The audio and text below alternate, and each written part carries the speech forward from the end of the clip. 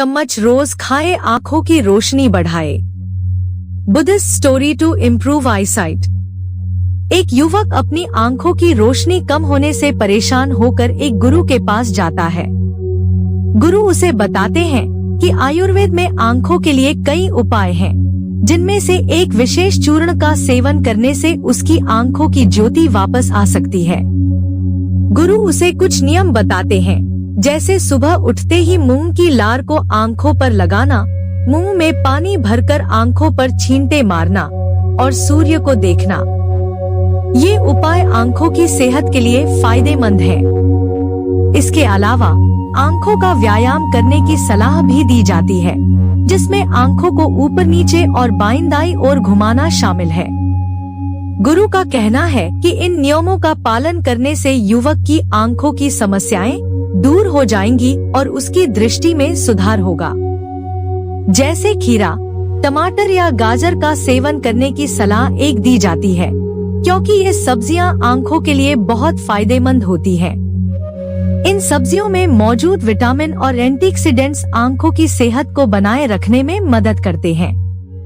गुरु ने युवक को बताया कि इन सब्जियों को कच्चा खाना ज्यादा लाभकारी होता है, क्योंकि पकाने से इनमें से कई पोषक तत्व खत्म हो जाते हैं। इसके अलावा उन्हें नियमित रूप से हरी पत्तेदार सब्जियों का सेवन करने की भी सलाह दी गई, जो आंखों की रोशनी को बढ़ाने में सहायक होती है।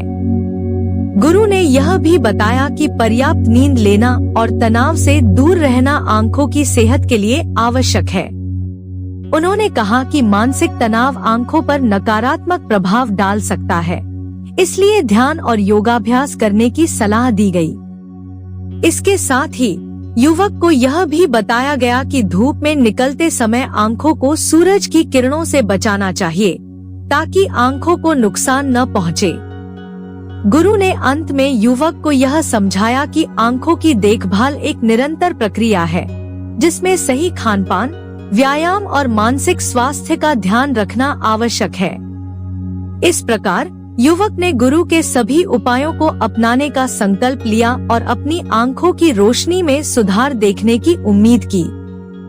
गुरु ने उस लड़के को बताया कि उसे अपने खाने की आदतों में सुधार करना होगा। उन्होंने उसे सलाह दी कि उसे हल्का और पौष्टिक भोजन करना चाहिए, जिसमें फाइबर की मात्रा अधिक हो। इसके लिए उसे हरी सब्जियों, फल और साबुत अनाज का सेवन करना चाहिए। गुरु ने यह भी कहा कि खाने के समय पर ध्यान केंद्रित करना जरूरी है, ताकि वह अपने भोजन को अच्छे से चबा सके और पाचन में मदद मिले। गुरु ने उसे यह भी बताया कि पानी का सही मात्रा में सेवन करना आवश्यक है।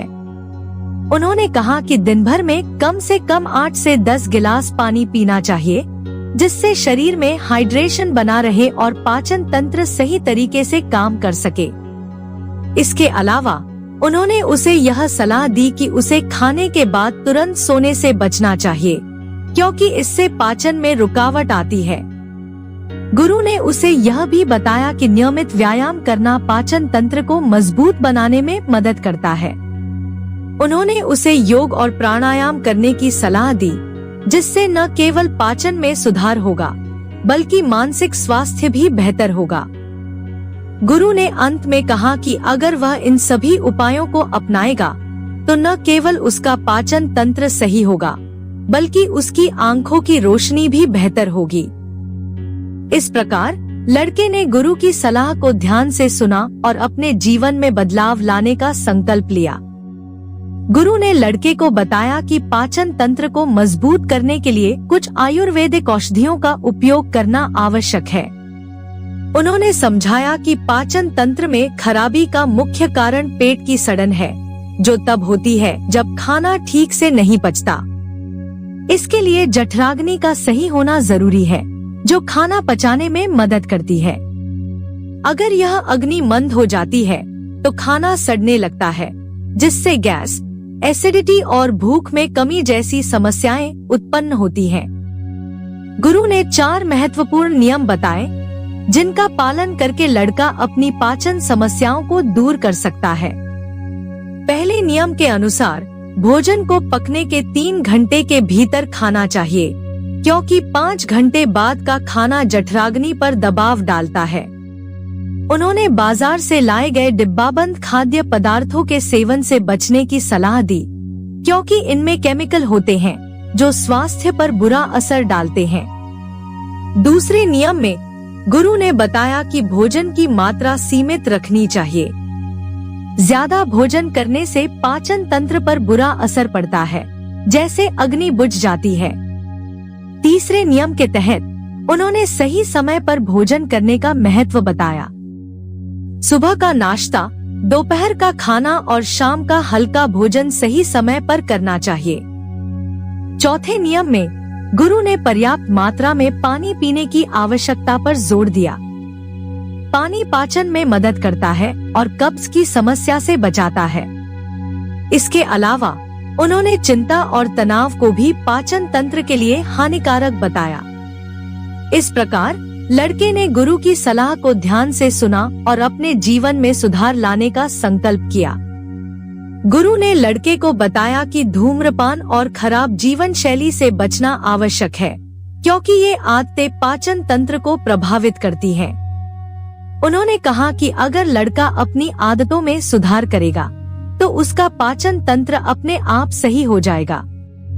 इसके बाद गुरु ने उसे 5 आयुर्वेदिक औषधियों के बारे में बताया जो पाचन तंत्र को बेहतर बनाने में मदद करेंगी। पहली औषधि त्रिफला चूर्ण है, जो 3 आयुर्वेदिक हर्ब्स का मिश्रण है। यह पाचन शक्ति को बढ़ाने और मेटाबॉलिज्म में सुधार करने में मदद करता है। त्रिफला का सेवन रात में सोने से पहले गर्म पानी के साथ किया जा सकता है। दूसरी औषधि हिंग वॉश है, जो काली मिर्च, अदरक, जीरा, अजवाइन और हिमालय नमक से मिलकर बनती है। यह अपच, पेट फूलने और कब्ज जैसी समस्याओं को दूर करने में सहायक है।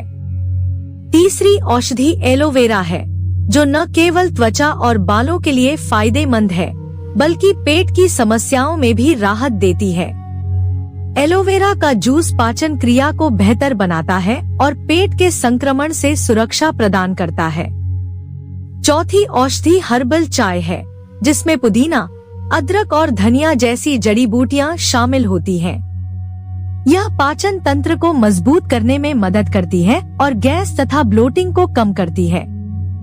पांचवी औषधि अजवाइन है, जो गैस और पेट फूलने की समस्याओं को कम करती है। अजवाइन का पानी आंतों की सफाई करता है और पोषक तत्वों के अवशोषण में मदद करता है। गुरु ने लड़के को इन औषधियों का नियमित सेवन करने की सलाह दी, ताकि वह अपने पाचन तंत्र को स्वस्थ रख सके। तत्वों से बना है, जो पृथ्वी, जल, अग्नि, वायु और आकाश हैं। ये तत्व हमारे शरीर के स्वास्थ्य के लिए अत्यंत महत्वपूर्ण हैं। जब ये तत्व संतुलित होते हैं तो शरीर स्वस्थ रहता है, लेकिन जब इनमें असंतुलन होता है तो विभिन्न बीमारियों का सामना करना पड़ता है।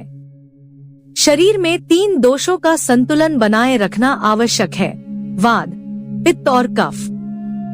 वात दोष का असंतुलन होने पर 60 से 70 प्रकार की बीमारियां हो सकती हैं, जबकि पित्त दोष के असंतुलन से 15 से 20 बीमारियां उत्पन्न होती हैं। कफ दोष का असंतुलन होने पर 5 से 10 बीमारियां हो सकती हैं। बाल्यावस्था में जब बच्चे 14 साल तक होते हैं, तब कफ दोष अधिक होता है, जो उनके विकास के लिए आवश्यक है। माता पिता को इस समय बच्चों को ऐसी चीजें नहीं देनी चाहिए जो कफ को बढ़ा दें, क्योंकि इससे दमा और अन्य श्वसन संबंधी समस्याएं हो सकती हैं। युवा अवस्था में, जो 15 से 60 साल की उम्र के बीच होती है, पित्त दोष का स्तर बढ़ता है।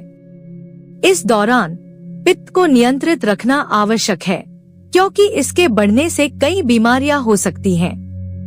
वृद्धावस्था में 60 साल के बाद वात दोष का प्रभाव बढ़ता है, जिससे स्वास्थ्य समस्याएं उत्पन्न होती हैं। इसलिए यह महत्वपूर्ण है कि लोग अपने आहार और जीवन शैली का ध्यान रखें, ताकि ये दोष संतुलित रहें। इन 3 दोषों के बारे में जागरूकता और सही जानकारी प्राप्त करना आवश्यक है, ताकि लोग अपने स्वास्थ्य को बेहतर बना सकें और बीमारियों से बच सकें।